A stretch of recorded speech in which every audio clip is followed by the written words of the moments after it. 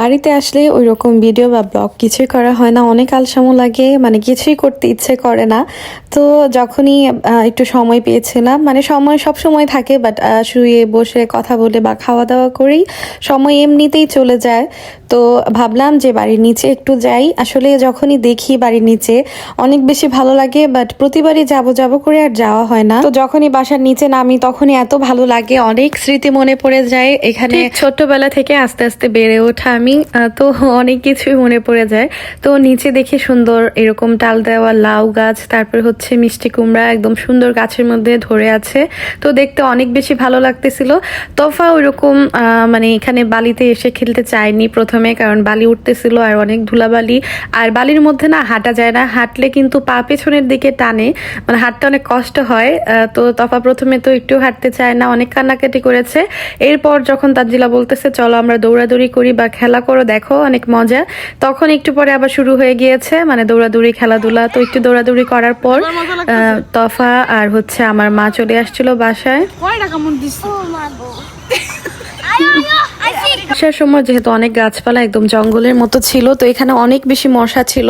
এখন তো মশা দেখলেই ভয় লাগে, ডেঙ্গু জ্বরের কথা মনে পড়ে যায়। আর এখন তো পুরো মহামারী শুরু হয়ে গিয়েছে ডেঙ্গু জ্বর, আস্তে আস্তে কয়েকটা কামড়ও খেয়ে ফেলেছে মশার। তো এসে আবার দেখি সুন্দর বসে পড়েছে, এখন বালি দিয়ে, তখন পাওয়া দিতে চায় না, এখন আবার খেলতেছে হাত দিয়ে।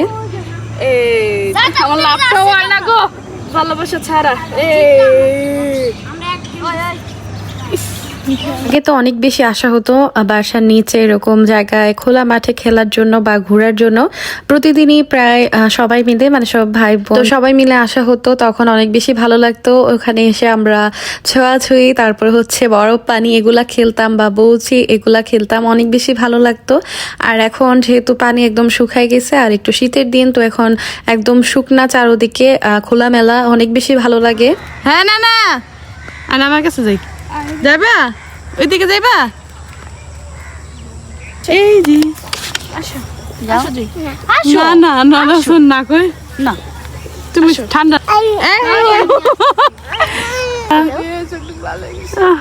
Tata bye bye.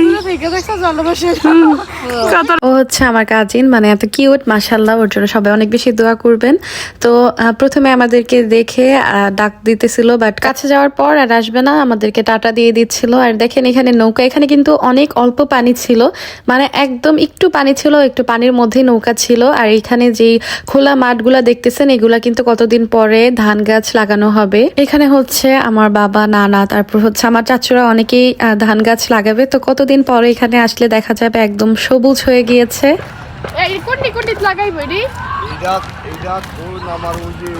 এটা কি বীজ দান যে এটা থলাইছো? এইদিতে সব ইয়ে হইব না, ওই গেছে কত পানি দিবা না, পানি যাবে নরম করবা, পানি দিলে পরে নরম হয়ে যাবে, সাদা হয়ে গেছে ওখানে মাঠ পুরো ওখানে সমান, নাইলে আবার দানের পরে দেখবি কেমন ফাটা ফাটা হয়।